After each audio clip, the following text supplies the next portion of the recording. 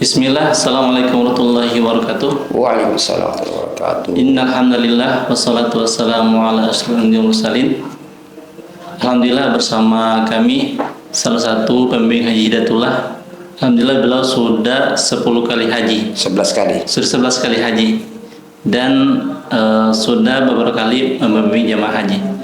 Sekarang mungkin kita akan meminta beliau untuk perkenalkan diri dulu sebelum kita tanya pertanyaan setelahnya. Kepada beliau kami persilakan.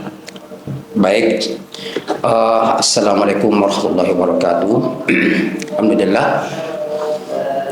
Para pemirsa yang saya hormati, nama kami dari lahir Hamudi, tempat tanggal lahir di Majene, Sulawesi Barat. Pendidikan terakhir S1. Saya pikir begitu Pak Ustaz. Iya. Pertanyaan pertama ialah apa saja fasilitas yang disediakan dalam program bimbingan haji dan umroh ini? Ya, fasilitas yang paling urgent itu adalah pendampingan sesungguhnya. Karena biar juga fasilitas secara materi memadai tapi tidak didampingi oleh pembimbing yang kompeten atau menguasai bidangnya, itu sudah maksimal. Jadi insya Allah yang paling urgent adalah didampingi mulai dari Indonesia sampai ke tanah air dan kembali ke Indonesia. Itu Pak Ustaz. Pertanyaan kedua, apakah program ini mencakup bimbingan di Tanah Suci? Iya, insya Allah. Jadi program KBI HU Hidayatullah ini memang diniatkan untuk membantu jamaah-jamaah haji yang akan berangkat tahun ini maupun tahun-tahun ke depannya, agar mereka beribadah itu tidak bingung. Karena mohon maaf, pemerintah kita atau Kemenak itu menyediakan pembimbing, tapi untuk melayani sekian ratus jamaah cuma satu pembimbing hajinya, kewalahan mereka, sehingga dibutuhkan kelompok-kelompok ini, dan itu didukung oleh pemerintah ya, resmi dukungan ini, sehingga kita juga hadir untuk memudahkan, membantu jamaah-jamaah yang kadang-kadang mereka kurang paham atau bahkan ragu dengan ibadah haji ini maupun umroh. Begitu Pak Ustaz.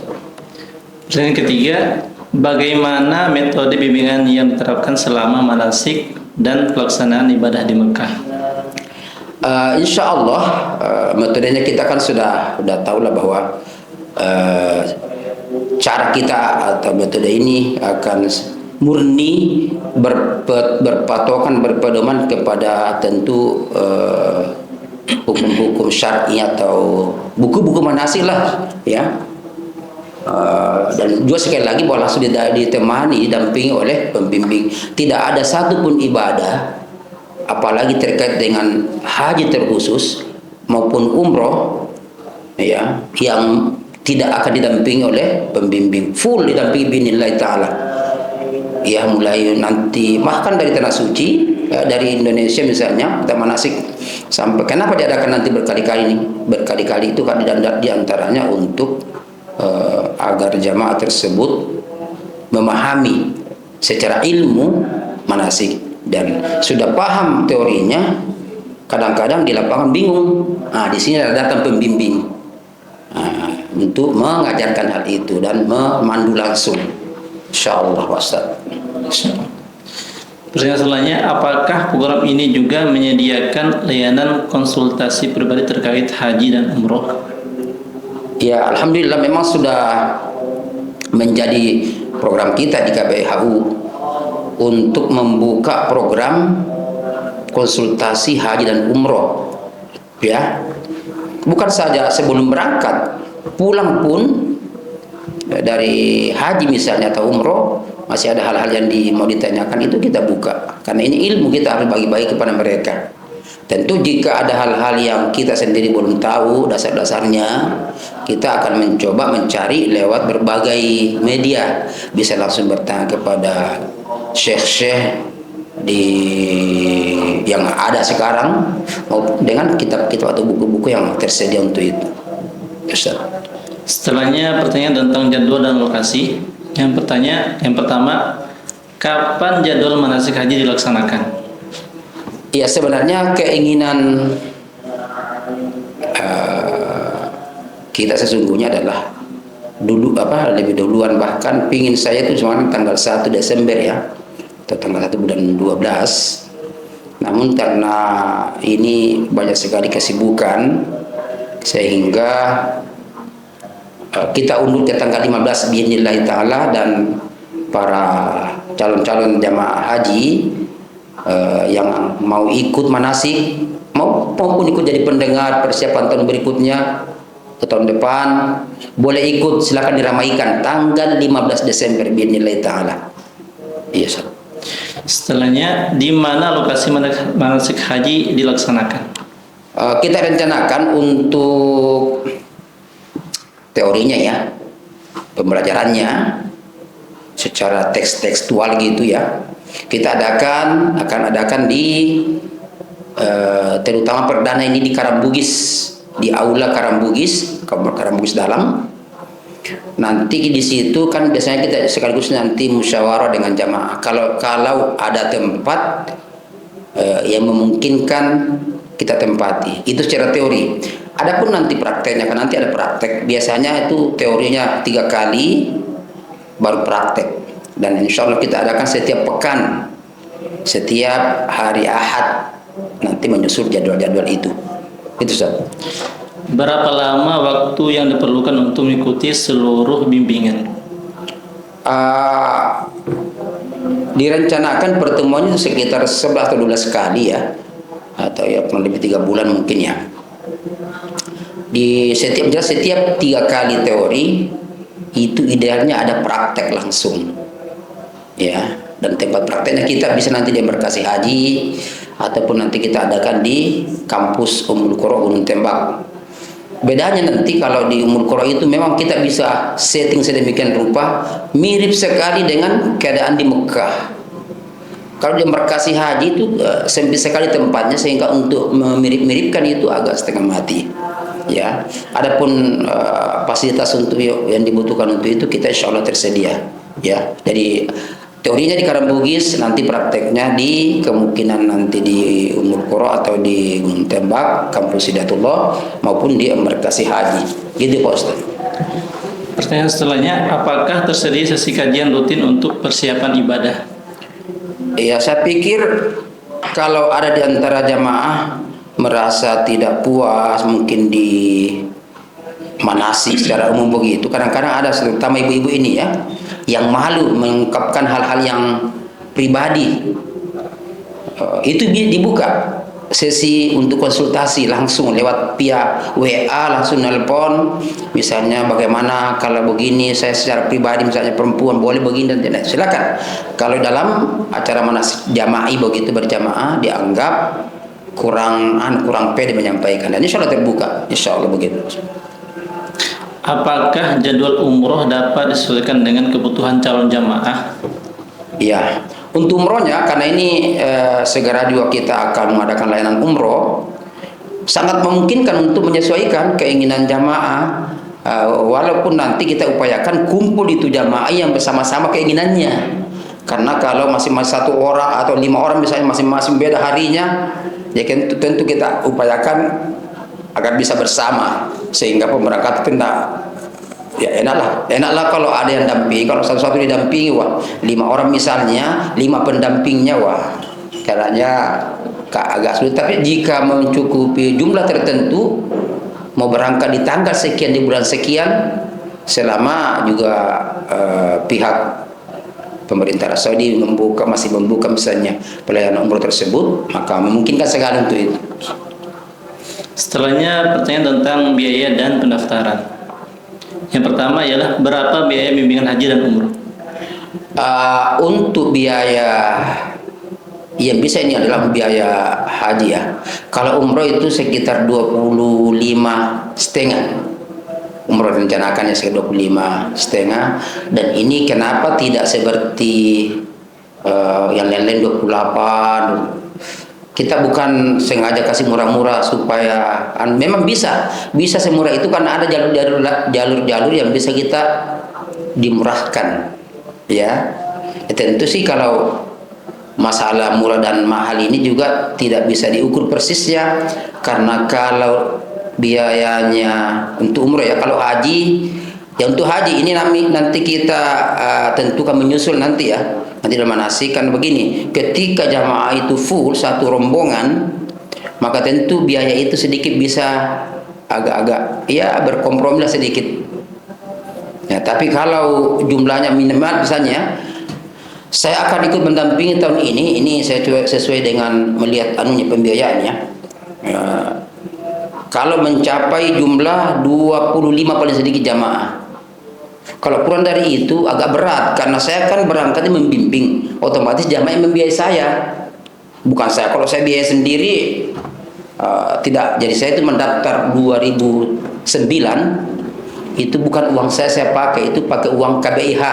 Nah itu harus saya ketika berangkat itu harus ada yang menutupi kembali itu untuk persiapan pembimbing berikutnya mendaftarkan gitu. Jadi kalau 25 insya Allah bisa, tapi kalau kurang dari itu agak berat karena menaikkan biaya terlalu mahal, nanti jamaah merasa terzalimi. Nah, nanti masalah menentukan berapa persisnya nanti setelah kita lihat keadaannya, tapi yang dirancang-rancang sekitar mungkin 2 juta, bisa kurang sedikit kalau jamaah full. Itu dalam bentuk rupiah ya, karena mengingat sekarang juga ini harga-harga atau ya sangat nilai tukar rupiah ini sangat menurun ya, sehingga kalau beberapa tahun lalu itu 1,5 juta, tapi itu di saat dolar masih kurang lebih 10.000, 11.000, 12.000. Nah sekarang kan 15 lebih. Nah untuk kita tetap bertahan di 1,5 ternyata memang berat sekali. Coba lah hitung misalnya 25 orang kali 1,5 untuk membiayai pembimbing itu tidak ada operasional, padahal perlu ada operasional. Tambah nanti 350 real lah ya di Arab Saudi nanti dibayar. Itu kan nanti ada pembagian dari pemerintah, living cost namanya. Itu nanti bisa di store ya. Sekali lagi kan itu juga untuk tambahan operasional di sana. Di sana nanti ada kita ke sana kemari, itu semua biaya dari situ nanti insya Allah. Ini di luar dam itu dam tamattu, 1 ekor kambing itu di luar itu. Jadi yang murni ke KBH Hidayatullah itu ya kita kan 2 juta tambah 350 real, itu aja sudah. Sekali lagi jangan dulu melihat mahal atau murah, tapi yang jelas nanti lihat pelayanannya nanti. Ya, pelayanan. Jangan dulu melihat di sana KBH-nya murah, jangan dulu. Bisa saja murah tapi ternyata begini dan begitu, jangan. Nah, kalau Hidayatullah berani begitu, pengalaman nanti mungkin nanti ada sesi bisa tanya kepada jamaah yang sudah ikut bagaimana pelayanan KBH Hidayatullah kepada jamaah. Itu Pak Ustaz. Pertanyaan kedua, apakah biaya bimbingan sudah mencakup perlengkapan manasik? Iya, karena kalau untuk perlengkapan manasik kan paling pakaian ihram, buku-buku. Itu saya pikir itu dari pemerintah atau dari bank mungkin ya, tempat kita menabung dulu. Biasanya sudah ada pakaian ihram. Tapi begini, ketika jamaah haji atau kita nanti kalau kita masuk gelombang pertama, di mana jamaah haji nanti dari Indonesia itu langsung ke Madinah. Ya, dari Indonesia langsung ke Madinah, mungkin lewat Jeddah atau langsung mendarat di Madinah. Nanti dari Madinah baru ke Mekah untuk haji. Maka pakaian ihram itu bisa dibeli nanti di Madinah.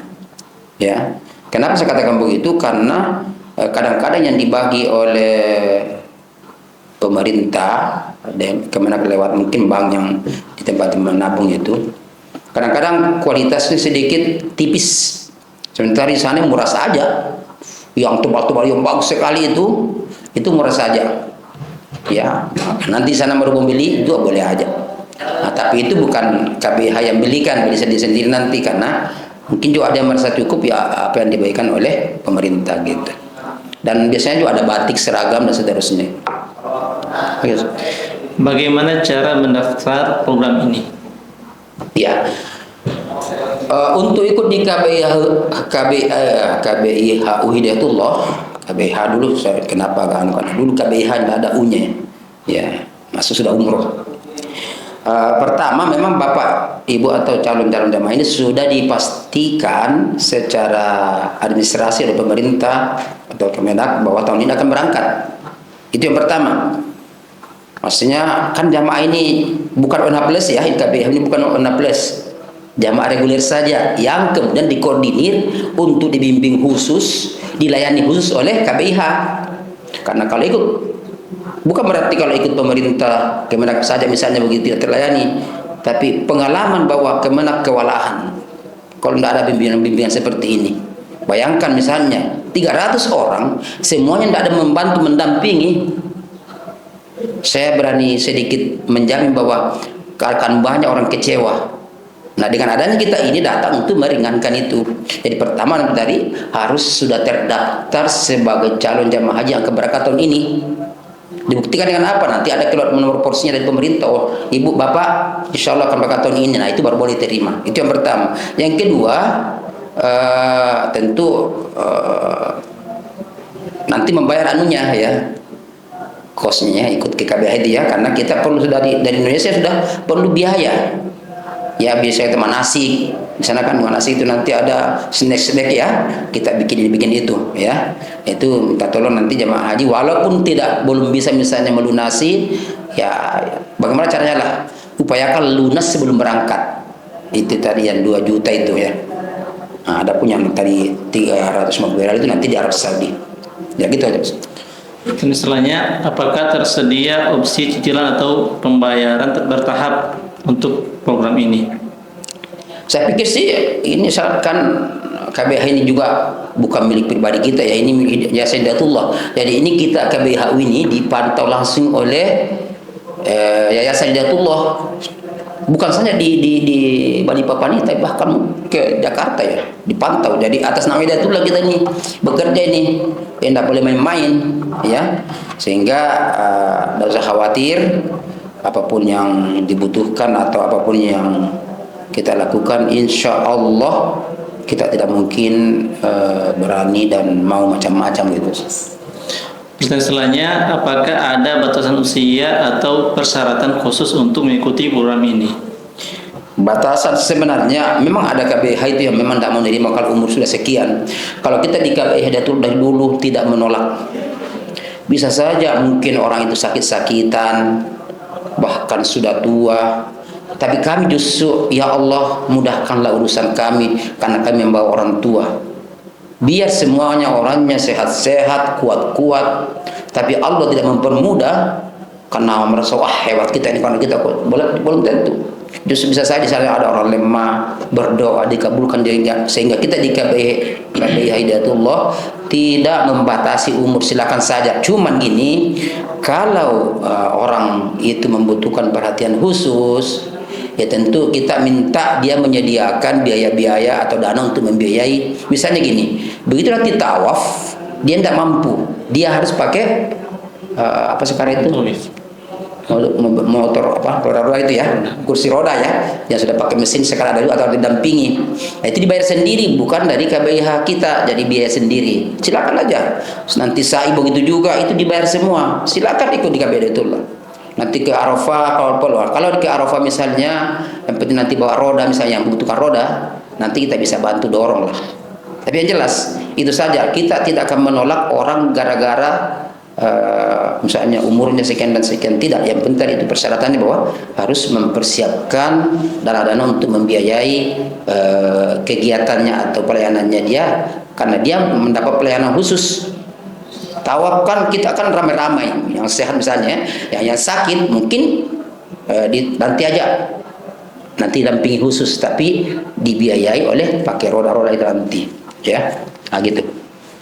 Sekarang kita akan bertanya tentang pembimbing. Yang pertama ialah siapa saja pembimbing yang akan mendampingi jamaah? Ya, garis minimal yang kami sampaikan tadi untuk kami mendampingi itu ya 25 orang. Sampai maksimalnya berapa? 45 orang. Itu masih satu orang mendampingi. Kalau lebih daripada itu, misalnya 70 atau 80, maka 2 orang. Jadi insya Allah yang akan berangkat tahun ini dengan izin Allah SWT, kami yang diamanahi, karena memang itu daftar juga antriannya begitu ya. Ya, kami yang akan berangkat atas nama Haji Hamudi, dan kalau lebih nanti Ustaz Nasfi mendampingi juga, karena beliau juga sudah masuk panggilan ini Ustaz Nasfi. Jadi silakan jamaah, kalau banyak jamaah silakan, nanti kita sama Ustaz Nasfi, calon Bupati Penajam sekarang ya, masih calon. Nah itu beliau juga sudah terdaftar untuk masuk jadi calon pembimbing KBI Hidayatullah. Itu Ustaz. Apa latar belakang pendidikan dan pengalaman pembimbing dalam mendampingi ibadah haji? Ya, alhamdulillah saya secara pribadi bersyukur kepada Allah karena pernah ditugaskan oleh Hidayatullah untuk belajar di Madinah 4 tahun. Di sanalah kami menimba pengalaman tentang haji dan umroh ini. Jadi kami 4 tahun di Madinah dari tahun 93 sampai 97. Nah, itu pengalaman, dan selama kami di Madinah setiap tahun haji. Jadi mendampingi, mempelajari, menelaah, dan kemudian pulang dari sana 97 juga sudah berangkat 7 kali dari Indonesia mendampingi hajinya. Adapun umroh dari Indonesia langsung ya secara baru 2 kali. Nah, tapi waktu di sana ya umroh berkali-kali lagi. Gitu Ustaz. Apakah pembimbing akan selalu hadir di setiap sesi manasik dan selama di tanah suci? Kalau pembimbing memang secara programnya idealnya memang hadir pembimbing ya, terutama saya akan berangkat. Kalau ada hal-hal yang membuat kita tidak bisa hadir, tidak masalah juga. Bukan tidak masalah, nanti ada semacam rekamannya. Apa masalah yang terjadi, misalnya adakah pertanyaan dari jamaah yang membutuhkan jawaban. Nah gitu. Jadi tidak usah khawatir, diniatkan, jadwalkan akan selalu hadir setiap manasik. Namun tiba-tiba ada hal yang dianggap yang mengakibatkan kita tidak bisa hadir, tapi insya Allah rekaman-rekaman itu akan ada, sehingga kalau ada hal yang dianggap perlu untuk kita jawab, nanti kita jawab gitu. Pertanyaan selanjutnya, apakah berapa jumlah pembimbing yang tersedia untuk setiap kelompok jamaah? Ya itu tadi ya, mirip-miripnya bahwa kalau jamaah berjumlah maksimal 45 itu masih satu jamaah, karena satu rombongan, satu bis. Kalau lebih yang membutuhkan satu lagi pembimbing, ya insya Allah akan ditambah. Pokoknya setiap kelipatan 45 itu akan tambah. Jadi kalau sampai, kalau katakan begitu ya, 135 berarti kan itu pas 3 bis. Ya 3 pembimbing akan mendampingi gitu.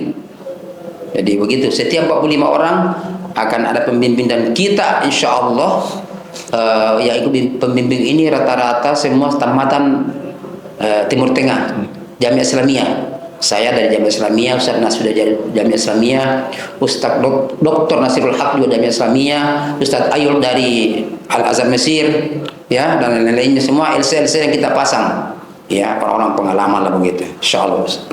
Sekarang pertanyaan tambahan. Yang pertama, apakah tersedia layanan bimbingan khusus untuk lansia atau jamaah dengan kebutuhan khusus? Ya, insya Allah sekali lagi bahwa tadi itu juga sesuatu sudah terjawab. Kita memberikan layanan, baik nanti Bapak Ibu ya mau ikut bimbingan di tanah air saja, maupun mau ikut sampai ke Arab Saudi, sampai ke Arafah Musdalifah Mina, itu silakan. Kita akan mengadakan pelayanan ya. Silakan berkomunikasi lewat via menghubungi telepon ya yang tersedia di brosur yang disebar itu ya, atau flyer ya. Silakan menghubungi, nama kami ada di situ dan beberapa panitia yang dipasang di situ ya. Gitu Pak Ustaz. Bagaimana jika ada kendala kesehatan selama ibadah di tanah suci? Kan memang juga sebelum kita berangkat itu kan ada check up ya dari pihak kesehatan di Indonesia, dari puskesmas itu nanti. Nah ketika seseorang itu dianggap biasanya pakai kode apa nih ya, berkebutuhan apa namanya istilahnya itu khusus ya. Itu nanti ada obat-obatan dari pihak rumah sakit biasa ngasih atau puskesmas atau pemerintah tentunya ya, atas nama rekomendasi dari dokter, itu biasa dibawa. Dan untuk KBI hal semacam ini, kalau pas ada jamaah kita yang dokter atau ngerti kesehatan, ya bisa juga nanti mendampingi. Tapi kalau tidak ada dokter kloter yang akan tempat kita konsultasi, karena kita tidak terpisah, kita satu hotel juga nanti dengan pelayanan kesehatan dengan atau petugas kesehatan yang ada di KBI kloter, ya begitu. Apakah program ini terbuka untuk semua jamaah atau hanya anggota tertentu? Terbuka semua, ya, selama tadi itu persyaratan pertamanya bahwa harus sudah terdaftar sebagai calon jamaah haji tahun ini. Kalau mau mendaftar untuk tahun depan lagi, boleh juga. Saya insya Allah kelihatannya tahun depan baru berangkat. Boleh ikut jamaah manasik? Boleh, silakan. Bahkan bagusnya kita ke depan itu bikin kelas pembelajaran manasik. Selama kalau di Malaysia itu 1 tahun. Jadi dia sudah ikut belajar 1 tahun manasik di Malaysia itu. Makanya jamaah Malaysia itu rata-rata mandiri. Biar tidak dibimbing lagi semuanya, sudah paham. Ya walaupun tetap dibutuhkan pembimbing. Jadi insya Allah begitu Pak Ustaz. Selanjutnya, apakah ada pertemuan awal untuk memperkenalkan program sebelum mendaftar?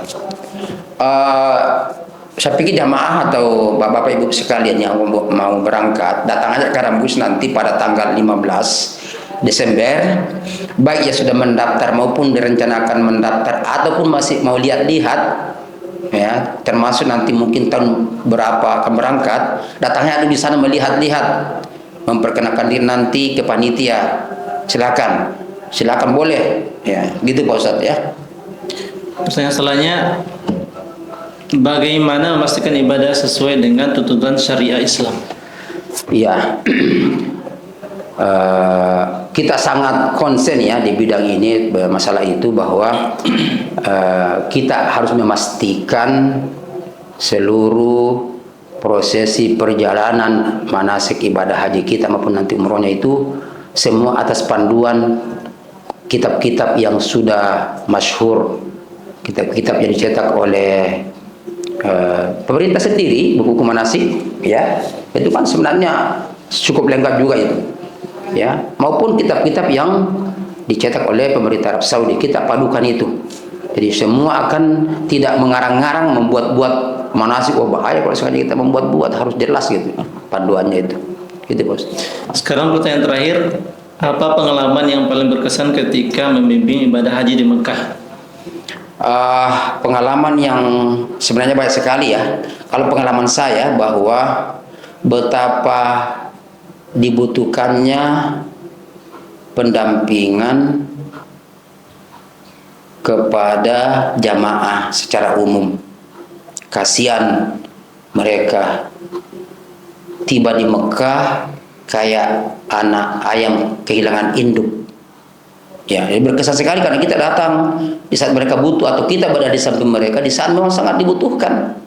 Ini kampungnya orang barusan dan ini ibadah, beda kalau jalan-jalan biasa saja. Mau di hotel layak tingkat nggak masalah. Ini harus beribadah. Nah di sana kita ada. Itu berkesan sekali bagi mereka. Kadang-kadang kita habis haji, habis tawaf misalnya sudah, ada yang orang tertentu cium-cium tangan kita itu ya. Padahal ya kita sama-sama lah ya. Jadi sangat berkesan itu adalah pendampingan. Jadi jangan dipandangin Bapak Ibu, jangan mengingat, ini kalau saya ikut KBIH ini, silakan ya KBIH mana saja. Jadi tidak mesti hidayatullah, kita tidak boleh hidayatullah sentris ya. Silakan. Kalau ikut KBIH pasti lebih maksimal pelayanan. Ya, terutama lah ya Pak, kalau karena ini kan anunya hidayatullah ya. Ya, terutama hidayatullah. Silakan nanti Bapak Ibu yang mungkin nanti ada yang melihat. Karena ini KBIH ini kita berniat mendampingi dari tanah suci, dari Indonesia sampai ke tanah suci, sampai ke balik Indonesia. Jadi setiap bulannya ada pengajian sampai sekarang. Yang paling aktif itu angkatan 2005, 2008, 2012 dan 2013. itu yang paling aktif sekarang itu mengadakan setiap bulan secara bergantian mereka dari rumah ke rumah. Kita bimbing mereka supaya ibadah yang sudah kita biayai begitu mahal, panjang waktunya, melelahkan, jangan begitu pulang segera dipanggil haji sudah cukup. Tidak perlu Pak dikondisikan, perlu dikondisikan bagaimana agar terasa kita lebih dekat kepada Allah lagi. Jangan waktu di Arafah saja bisa menangis ketika beribadah, jangan ketika dia Masjidil Haram saja, tapi ketika di Indonesia pun juga dikondisikan begitu ya. Jadi itu bentuk-bentuk pelayanan kita di Indonesia, ke tanah suci sampai kembali ke Indonesia. Demikian wawancara kita dengan salah satu pembimbing ibadah haji Hidayatullah. Jangan lupa segera mendaftar di KBIAHU Hidayatullah. Assalamualaikum warahmatullahi wabarakatuh. Waalaikumsalam warahmatullahi wabarakatuh. Sampai jumpa di acara manasik tanggal 15 Desember di Karambugis binillahi ta'ala. Ajaklah seluruh keluarga, teman-teman, kenalan untuk ikut menyaksikan, meramaikan acara manasik tersebut. Terima kasih. Assalamualaikum warahmatullahi wabarakatuh.